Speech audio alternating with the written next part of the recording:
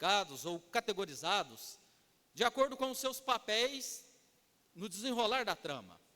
Nós temos os personagens principais, aqueles no qual a história gira em torno dele. Temos os coadjuvantes, aqueles que vão auxiliar no desenrolar da história. E nós temos também aqueles que são chamados de figurantes, pessoas que nós nem sabemos o nome, estão ali para compor apenas o elenco. Quando nós olhamos para a história bíblica, para o grande enredo, a grande história da salvação, nós também podemos pensar dessa mesma maneira. Nós temos Deus, o Pai, sendo o idealizador dessa história. Nós temos o Filho, Jesus Cristo, o revelador. O Espírito Santo, o inspirador. E eles vão contar e usar dos personagens. Personagens esses que podemos também classificar como a indústria cinematográfica faz. Personagens principais, personagens coadjuvantes, personagens simples figurantes. O texto que lemos apresenta personagens assim. Nós temos Ruth como a personagem humana principal da história, pois o livro leva o nome dela. Nós temos personagens coadjuvantes como Boaz, como Noemi, que não são de tão destaque como Ruth, mas ajudam a compor a narrativa. E nós temos figurantes, anciãos e um resgatador chamado apenas de fulano, nem nome é dado a ele. Esses então vão compor a história deste livro e vão compor a história da redenção, na qual a palavra de Deus está. O texto que lemos, então, apresenta esses personagens. E temos Boaz, como esse personagem coadjuvante, mas que vai desenvolver um papel importantíssimo nesse livro, que vai apontar para o grande personagem de toda a Bíblia Sagrada, que é o Senhor Jesus Cristo. Então, de personagem coadjuvante, ele pode se tornar o grande personagem do capítulo 4 do livro de Ruth. O livro de Ruth nos conta essa história fascinante. Uma história que começa com uma tragédia familiar e que vai terminar em uma grande reviravolta na história de vida de Ruth e de Noemi. Uma história que vai não só mudar a história de uma família, mas vai mudar a história de uma nação e vai mudar a história de um povo como um todo. O livro começa, capítulo 1, com a ameaça de fome sobre Israel. Provavelmente um dos ciclos que sempre acontecia no período em que Ruth viveu, o período dos juízes. Capítulo 1, verso 1. Nos dias em que julgavam os juízes, houve fome na terra. E qual que era esse ciclo? O ciclo era, o povo pecava, Deus castigava, o povo se arrependia e Deus socorria. Sempre seguindo essa máxima no livro de Juízes. O povo pecando, Deus disciplinando, o povo se arrependendo e Deus socorrendo. E Ruth está nesse contexto. Elimeleque, então, pega a sua família, Noemi, sua esposa e seus filhos Malom e Quilion, e vão em busca de comida na terra de Moabe. Capítulo 1, verso 2. Este homem se chamava Elimeleque e sua mulher Noemi. Os filhos se chamavam Malom e Quilion. Efrateus de Belém de Judá vieram à terra de Moabe e ficaram ali. Essa migração para fugir da fome era algo comum na época dos patriarcas. Abraão fugiu para o Egito, fugindo da seca. Isaac foge para os filisteus, Jacó foge também para o Egito. E esses períodos de seca geralmente eram sinais do poder e do castigo de Deus sobre o povo quando o povo estava em pecado. E a história de Elimeleque mostra que o castigo, que a mão de Deus, não só encontra os moradores que estavam no país de Israel, na região de Israel, mas o castigo também vai fora de Israel, porque eles fogem da fome, fogem do castigo, mas o Senhor os acha na terra de Moabe. Versículo 3 do capítulo 1. Morreu Elimeleque, marido de Noemi, e ficou ela com seus 2 filhos. Mas a situação piora. Versículo 5. Morreram também ambos, Malom e Quilion, ficando assim a mulher desamparada de seus 2 filhos e de seu marido. Além da fome, da seca, ser uma evidência do castigo de Deus, a morte prematura, como no caso dos filhos de Elimeleque, e o próprio Elimeleque morrer, ver uma família sendo destruída, no Antigo Testamento também era evidência do castigo de Deus. Não é à toa que Noemi se queixa de que a mão de Deus se voltou contra ela. no capítulo 1, a parte B do versículo 13. Porque por vossa causa a mim me amarga o ter o Senhor descarregado contra mim a tua mão. Mas o tempo passa e Noemi ouve falar que a fome havia acabado em Israel. Ainda no capítulo 1, verso 6 a verso 8. Então se dispôs ela com as suas noras e voltou da terra de Moabe, porquanto nesta ouviu que o Senhor se lembrara do seu povo, dando-lhe pão. Saiu, pois, ela com suas 2 noras do lugar onde estivera, e indo elas caminhando de volta para a terra de Judá, disse-lhes Noemi: Ide, voltai cada um à casa de sua mãe, e o Senhor usa convosco de benevolência, como vós usaste com os que morreram e comigo. Então ela resolve voltar e dispensa suas noras. Só que Ruth toma uma atitude diferente de sua concunhada. Capítulo 1, verso 16. Disse, porém, Ruth: não me instes para que te deixe e me obrigue a não seguir-te, porque aonde quer que fores, irei eu, e onde quer que pousares, ali pousarei eu. O teu povo é o meu povo, o teu Deus é o meu Deus. Ainda o verso de número 22. Assim voltou Noemi da terra de Moabe com Ruth, sua nora moabita, e chegaram a Belém no princípio da cega da cevada. Então Noemi volta para sua terra e traz consigo sua nora Ruth. Eles chegam então na época da colheita, e a primeira coisa que Ruth vai fazer é buscar alimento, recolher aquilo que caía das mãos dos coleitadores, dos segadores. Capítulo 2, verso 3. Ela se foi e chegou ao campo e apanhava após os segadores. Por casualidade, entrou na parte a que pertencia a Boaz, o qual era da família de Elimeleque. O texto diz casualidade, mas nós sabemos que a palavra casualidade poderia ser traduzida por providência. Por direção de Deus, Ruth vai recolher o que sobrava dos campos de Boaz. E aí começa a nossa história envolvendo Boaz. Quando Ruth volta para o seu lar junto com Noemi e diz o que fez, Noemi tem uma ideia. Ela diz no capítulo 3, disse-lhe Noemi, sua sogra: minha filha, não hei de eu buscar-te um lar para que sejas feliz? Ora, pois, não é Boaz, na companhia de cujas servas estiveste, um dos nossos parentes? Eis que esta noite limpará a cevada na eira, banha-te e unge-te, e põe os teus melhores vestidos, e desce a eira. Porém não te des a conhecer ao homem, até que tenha acabado de comer e beber. Quando ele repousar, notarás o lugar em que se deita.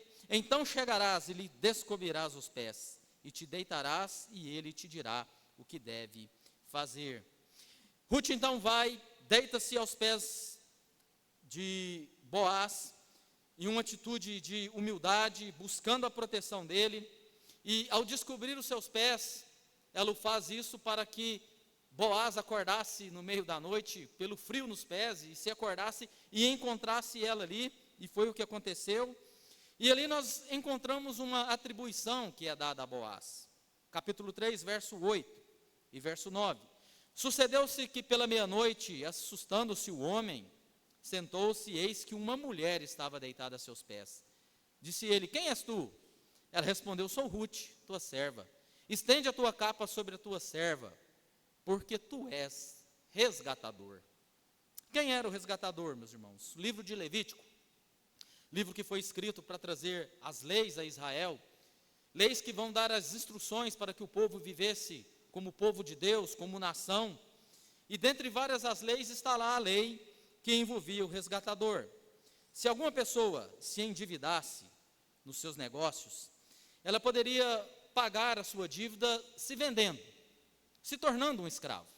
Claro, esqueça a nossa visão brasileira de escravidão. A escravidão bíblica, ela é totalmente diferente da nossa escravidão que o Brasil viveu. Tinha todo um bem-estar, um amparo legal, era para que a pessoa então pagasse sua dívida. Trabalhava, pagava a dívida e ficava livre. Mas, se ele tivesse um parente que quisesse então resgatá-lo ou pagar a dívida por ele, ele era chamado de resgatador. Em Levíticos capítulo 25 nós lemos: depois de haver se vendido, haverá ainda resgate para ele. A pessoa se oferecer como escravo para pagar a dívida, não é? Um de seus irmãos poderá resgatá-lo, seu tio ou primo o resgatará, ou um dos seus parentes da sua família o resgatará, ou se lograr meios, se resgatará a si mesmo. E uma outra situação que aparecia o resgatador é o caso de Noemi, ainda no capítulo 25 de Levítico. Se teu irmão empobrecer e vender alguma parte das suas possessões, então virá o seu resgatador, seu parente, e resgatará, comprará o que o seu irmão vendeu. Podemos ver então qual era o papel do resgatador. Ele era um salvador da situação financeira, da vida da pessoa que estava endividada. E olhando para o nosso texto, encontramos Boaz na figura de resgatador, tanto de Noemi, como também de Ruth. E nessa noite eu quero trabalhar com os meus irmãos sobre o tema o Salvador, porque o resgatador é um Salvador. Nós veremos 3 atitudes que Boaz teve, que o credenciou a ser um resgatador. E nós veremos que essas mesmas 3 características nós encontramos naquele que é o nosso grande resgatador, que é o nosso Senhor e Salvador, Jesus Cristo. Primeira atitude que Boaz teve como resgatador, como salvador, foi que ele obedeceu à lei de Deus. Nós encontramos isso nos versículos de 1 a 6, quando ele chama esse primeiro resgatador para cumprir-se então o seu papel de resgatador perante Ruth, perante Noemi. E ali apresenta uma outra característica desse resgatador. Ele poderia não só comprar os bens, a terra de Noemi, mas ele também poderia comprar a função, ou exercer a função de levirato, que está lá em Deuteronômio 25. Se irmãos morarem juntos e um deles morrer sem filhos, então a mulher do que morreu não se casará com outro estranho fora da família. Seu cunhado a tomará e a receberá por mulher, e exercerá para com ela a obrigação de cunhado. Como Ruth não tinha mais cunhado, não tinha mais parente próximo dentro do seu seio familiar, aparecem então esses 2 parentes longe, mas são os únicos que poderiam resgatar também a lei do levirato. E então Boaz vai cumprir a lei de forma correta, mesmo que Ruth tenha procurado ele primeiro. Ele diz a ela: tem um outro resgatador. E ele apresenta esse resgatador prontamente se dispõe a comprar as terras. Mas quando lhe é apresentado resgatar Ruth, a sua descendência, ele diz: não, para mim não. Quem sabe esse homem era casado e não queria contrariar a palavra de Deus e ter mais de uma esposa? Se assim o fora, Boaz poderia ter atalhado a situação. Pensando que o seu familiar já era casado, ele poderia ele mesmo já propor o casamento e o resgate. Mas não, Boaz quer seguir a lei, quer seguir tudo o que a palavra de Deus manda, ele assim o faz. Ele chama 10 anciãos para que sirvam de testemunha, e ali de forma pública ele assina ou faz um distrato do negócio que aquele primeiro resgatador não queria fazer. E toma essa atitude estranha para nós, né? Versículo de número 7. Este era outrora o costume em Israel. Quanto a resgates e permutas, o que queria confirmar qualquer negócio, tirava o calçado e o dava ao seu parceiro. Assim se confirmava negócio em Israel. Boaz, no versículo 8, disse, pois, o resgatador a Boaz: compra tu, e tirou o calçado. Boaz segue tudo conforme a palavra de Deus. Ele segue a lei para ser o resgatador legal de Ruth. Mas ele não só cumpre a lei, Boaz paga o preço. E ele vai pagar o preço em 2 sentidos, meus irmãos. O sentido literal, pôr a mão na carteira, pagar literalmente, e ele vai também pagar um preço social. Primeiramente, o preço literal. No versículo 3 nós vimos que Noemi tinha a terra para venda. E no versículo 9 nos diz que então Boaz disse aos anciãos e a todo o povo: sois hoje testemunhas de que comprei da mão de Noemi tudo o que pertencia a Elimeleque, a Quilion e a Malom. Ele compra. No capítulo 2 nós vemos no versículo 1 que ele era um homem de posses, ele tinha dinheiro. Ele pega o dinheiro, ele compra a terra. Então ele paga literalmente o preço como resgatador e como o salvador de Noemi e de Ruth. Mas eles, meus irmãos, ele paga um preço muito mais caro do que o dinheiro. Ele paga um preço social. Quando nós lemos no capítulo 4, por várias vezes, quando aparece o nome de Ruth, aparece quem ela era, de qual região ela era originária, que é a região de Moabe, verso 10, por exemplo. E também toma por mulher Ruth, a Moabita, que foi esposa de Malom, para suscitar o nome deste sobre a sua herança, para que este nome não seja exterminado dentre seus irmãos, e da porta da sua cidade, disto sois testemunhas. Ou seja, ele paga um preço social. Por quê? Vamos nos lembrar quem eram os moabitas, qual é a origem dos moabitas. Gênesis capítulo 19 vai nos dizer: Ló havia saído da cidade de Sodoma e Gomorra, sua mulher havia falecido, ficado para trás, e ele caminha com as suas duas filhas. E as filhas conversam uma com a outra e dizem: e agora?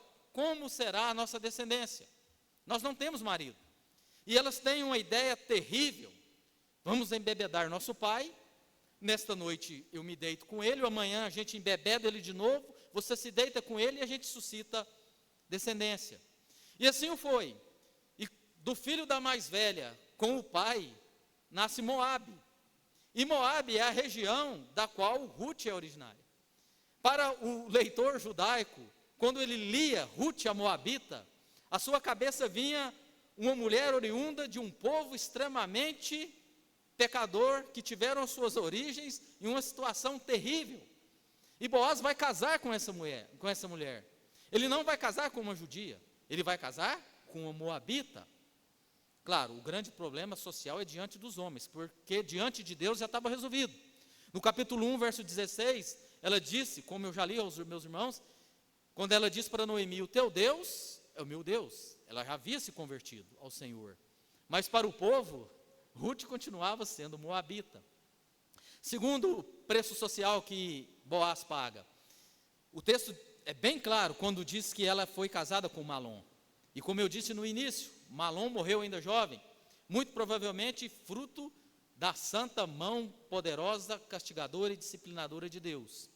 Ou seja, ela está vindo de uma família que fora fruto do castigo de Deus. Pensa só o que o povo ia dizer: o povo é mau, o povo tem língua. E com certeza ficavam comentando, cochichando: Boaz está ficando é doido, ele vai casar com uma moabita que veio de uma família que todo mundo morreu, e ainda morreu sem ter filho. Mas Boaz não se importa com isso, ele quer desempenhar o seu papel de salvador, e por isso ele paga o preço social. E uma terceira atitude que Boaz toma como salvador, além de cumprir a lei, além de pagar o preço, Boaz gerou vida. Uma família marcada pela morte, uma família marcada pela tragédia, que tinha o seu fim já determinado, trágico.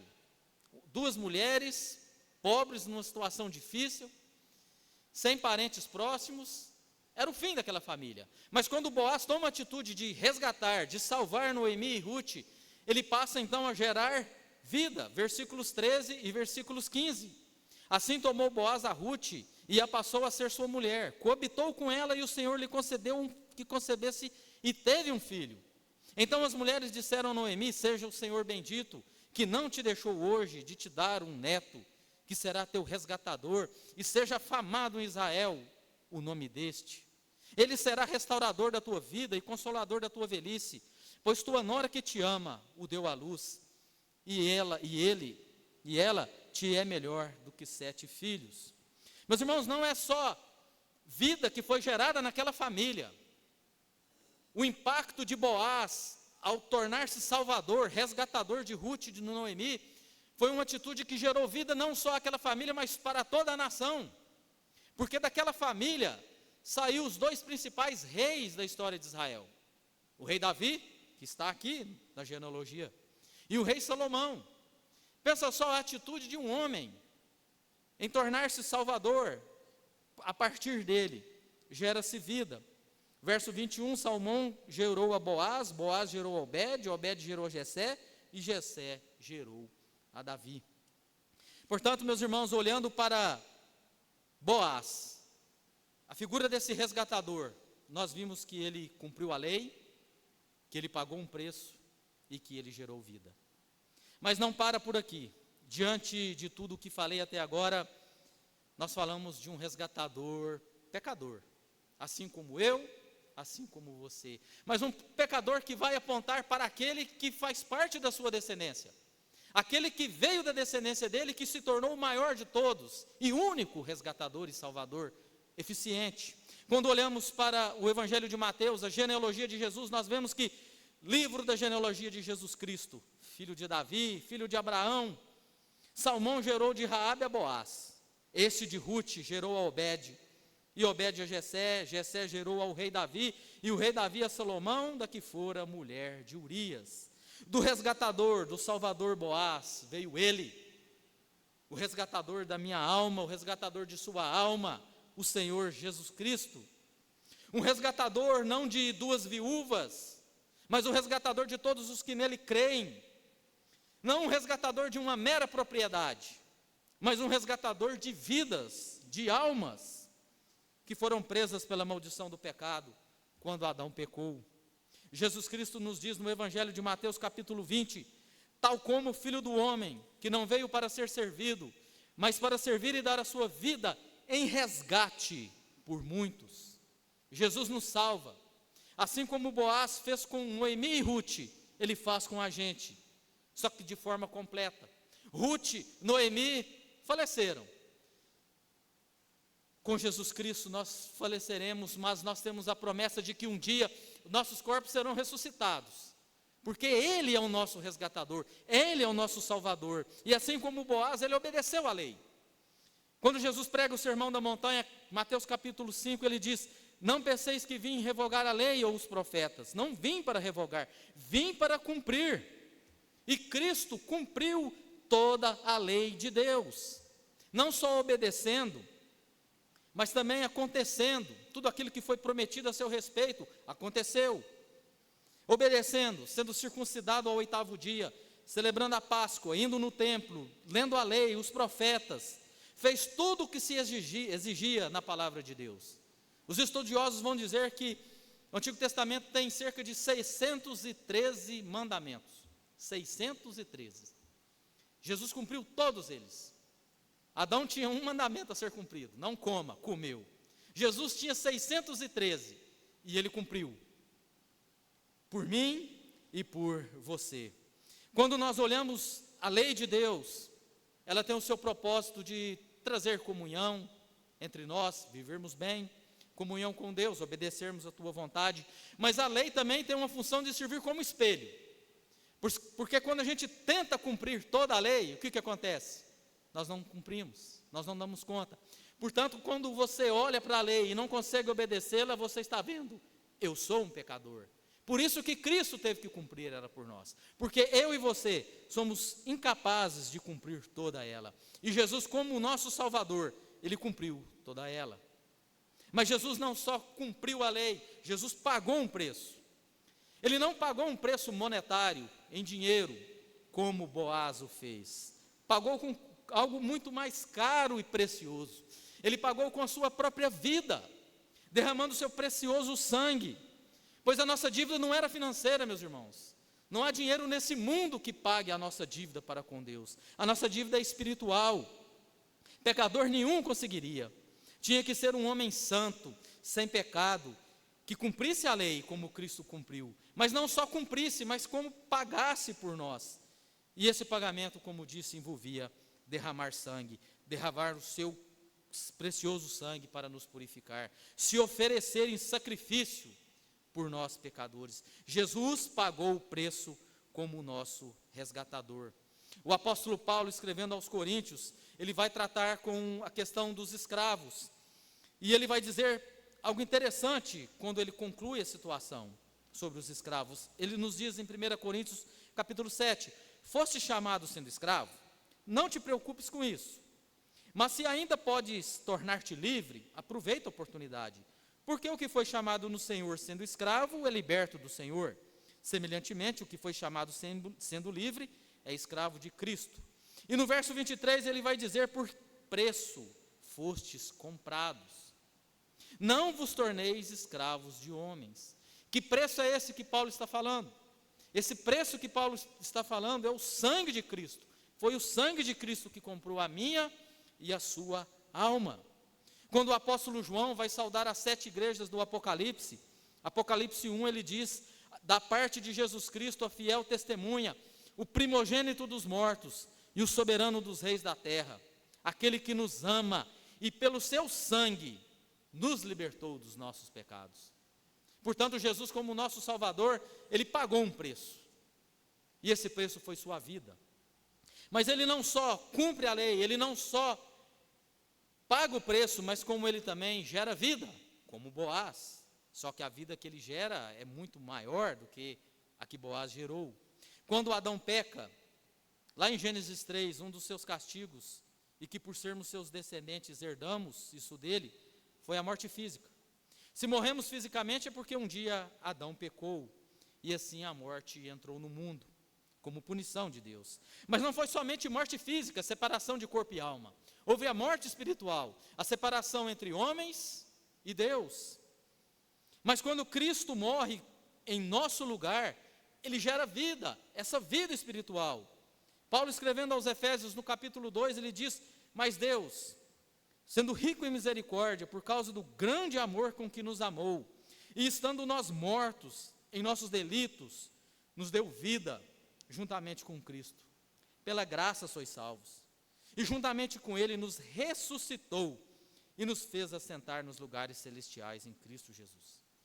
Quando Jesus morre, quando ele ressuscita, quando ele se torna o nosso Salvador, ele gera vida espiritual.